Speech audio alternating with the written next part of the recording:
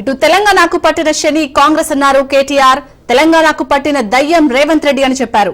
అయితే తమ పార్టీలో డెమోక్రసీ ఉందని, మా పార్టీ అంతర్గత విషయాలు మాట్లాడుకుంటే మంచిదన్నారు. కోవటులు అన్ని పార్టీలో ఉంటారన్న కేటీఆర్, రేవంత్ దగ్గర కూడా కోవటులు ఉన్నారని అన్నారు. పరోక్షంగా కేటీఆర్ కవితకు వార్నింగ్ ఇచ్చారు.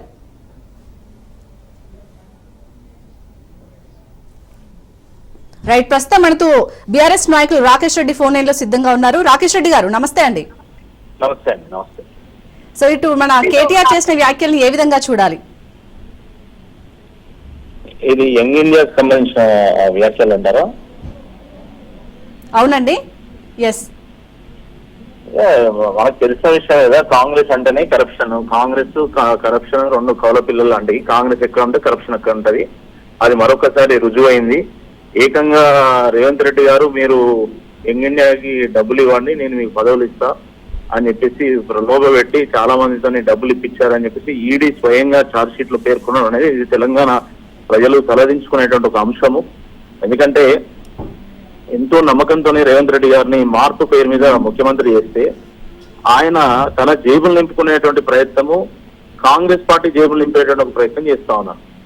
సంవత్సరాల కాలంలో మీరు చూసినట్టయితే అభివృద్ధి మొత్తం ఆగిపోయింది. తెలంగాణలో సంక్షేమ పథకాలు నిలిచిపోయినాయి, ఖజానా అడుగంటింది. ఎందుకు అడుగంటింది అంటే ఉన్న డబ్బులన్నీ వీళ్ళే దోచుకున్నాక ఇక ప్రజలకు ఇచ్చేది ఏముంటది, ఈ రాష్ట్రానికి ఖర్చు పెట్టేది ఏముంటది, ఏమి ఉండదు.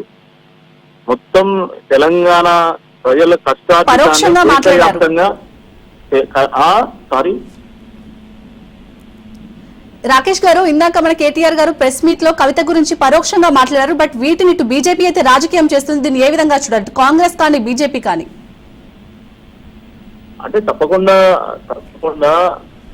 బీజేపీ కానీ కాంగ్రెస్ పార్టీ కానీ రెండు పార్టీలు కూడా రేవంత్ రెడ్డి గారి విషయంలో స్పందించి తమ చిత్తశుద్ధిని నిరూపించుకోవాలి. కాంగ్రెస్ పార్టీ 125 ఏళ్ళ చరిత్ర కలిగినటువంటి ఒక కాంగ్రెస్ పార్టీ ఒక ముఖ్యమంత్రి ఈడీ కేసులు ఇరుక్కుంటే తనని కంటిన్యూ చేయడం అంటే ఏమనుకోవాలి ప్రజలు?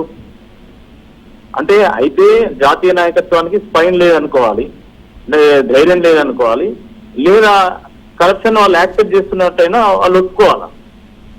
బీజేపీ ఒక నిజాయితీ కలిగినటువంటి పార్టీగా చెప్పుకునేటువంటి పార్టీ కూడా తప్పకుండా దీని విషయంలో స్పందించి వాళ్ళ చిత్తశుద్ధిని ప్రూవ్ చేసుకోవాల్సినటువంటి అవసరం, ఎందుకంటే కేంద్రంలో అధికారంలో ఉంది కాబట్టి. అలాగే ఇటు మరి యంగ్ ఇండియా స్కామ్ లో ఇటు రేవంత్ రెడ్డి ఇరుక్కుపోయినట్లేనా? కవిత వ్యాఖ్యల్ని మీరు ఎలా అర్థం చేసుకుంటారు? కవిత గారు సరే పార్టీలో ఉన్నటువంటి అంశాన్ని వారు ఒక లేఖ ద్వారా చెప్పేటువంటి ప్రయత్నం చేశారు. గతంలో కూడా అలాంటి లేఖలను మా నాన్నగారికి రాసిన అని స్వయంగా వారే చెప్పారు.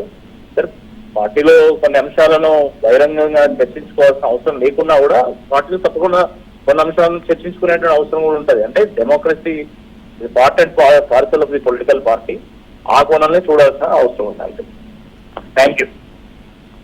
థ్యాంక్ యూ అండి. అందరికి వర్తిస్తుంది, వీళ్ళకి వాళ్ళకని కాదు, అందరికి వర్తిస్తుంది. మా పార్టీలో డెమోక్రసీ ఉంది, మా పార్టీలో సలహాలు సూచనలు ఎవరైనా ఇవ్వచ్చు, ఎట్లా అయినా ఇవ్వచ్చు. గతంలో పార్లమెంట్ సమావేశాల సందర్భంగా లేఖలు వచ్చినాయి, సూచనలు వచ్చాయి. అట్లా వచ్చినప్పుడు వాటిని ప్రజాస్వామికంగా స్వీకరించారు.